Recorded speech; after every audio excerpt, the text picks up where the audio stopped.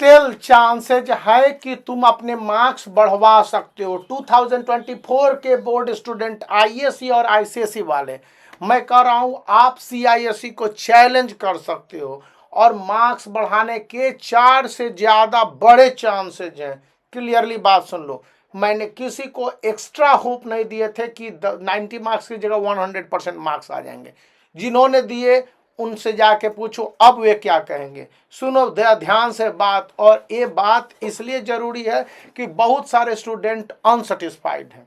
ठीक है, मैं टाइम्स ऑफ इंडिया की वो रिपोर्ट दिखला देता हूं कि 100% पासिंग परसेंटेज 2024 में रहा है, लेकिन हाई स्कोरिंग भी देश भर में करीब 7 से 13% तक बढ़ गया है, आईसीएसई एंड आईएससी दोनों का।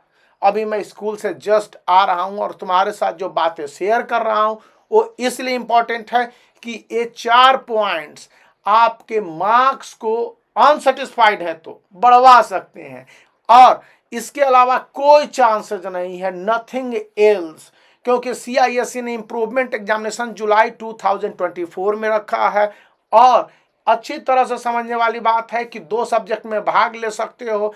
चैलेंज करोगे सीआईएससी को तो 1500 रुपये एक सब्जेक्ट के लेंगे, 4 सब्जेक्ट हो गए तो तुम्हारे 6000 रुपये गए, नॉन रिफंडेबल है, और सीआईएससी उसमें सिर्फ टोटलिंग करेगा, कोई ज्यादा लफड़ा नहीं।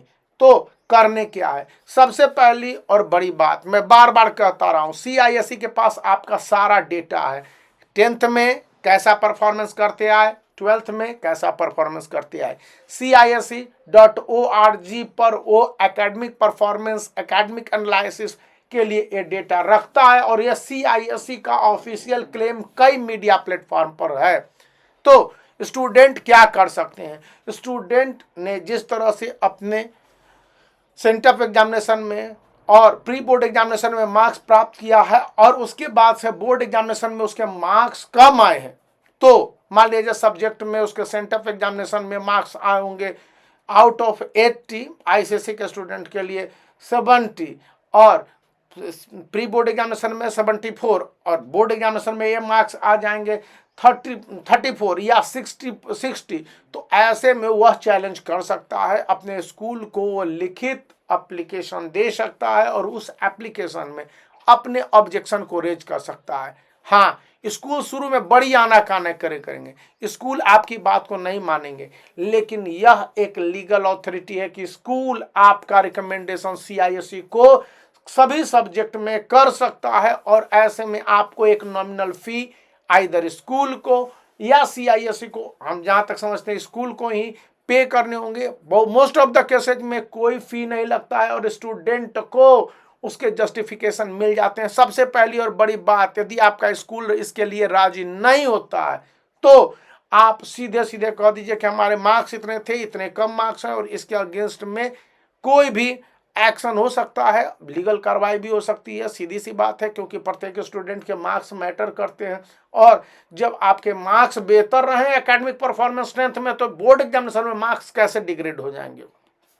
सेकंड बात, सीआईएससी इस बात को नहीं मानती है कि ह्यूमन एरर पॉसिबल्स हैं। Teachers are human, humans are evaluators, and those evaluators made mistakes और मे हैव मेड मिस्टेक्स। तो आप सीधी सीधी बात है कि सीआईएससी को भी उसके ईमेल एड्रेस है, उस पर भी आप एक पूरा प्रोविजन के साथ भेज सकते हो कि हाँ हमारे मार्क्स हैं, ये सिचुएशंस हैं, और इतने मार्क्स एक्सपेक्टेड हैं और इतने मार्क्स आए हैं। मान लिया आपके मार्क्स एक्सपेक्टेड थे 80 आउट ऑफ 80 और आपके मार्क्स आ गए 70 आउट ऑफ 80, उस कंडीशन में आप सीआईएससी को लिखो, अपने सारे डिटेल्स रेफरेंस देने हैं, अटैचमेंट देने हैं सॉरी, और ये अटैचमेंट आपके एकेडमिक परफॉर्मेंस, स्कूल में आपके परफॉर्मेंस और आप कितने सीरियस हैं, ये सारी बातें बताओगे। और नो डाउट ध्यान रखने वाली बात है कि इस समय सीआईएससी को आपकी बात तो सुननी होगी, क्योंकि CISC out of 100 such complaint at least 2 to 5 complaint को इंटरटेन करता है। ऐसा सीआईएससी से जुड़े टीचर्स बताते हैं, प्रिंसिपल भी बताते हैं कि यदि स्टूडेंट अपने क्वेश्चंस को लेकर कंसर्न हो, यदि वो मेल करता हो सीआईएससी को तो अभी आपके पास समय है, 24 से 48 आवर्स का समय है। अभी के बाद अगर कुछ नहीं करोगे तो बाद में आपके मार्क्स बढ़ने की संभावनाएं कम हो जाएंगी। थर्ड है कि जो भी आपके पीरियोडिक मार्क्स रहे हैं, जैसे कि SUPW के मार्क्स रहे हैं या फिर प्रोजेक्ट और प्रैक्टिकल के मार्क्स रहे हैं, वो सबको अच्छी तरह से देख लो।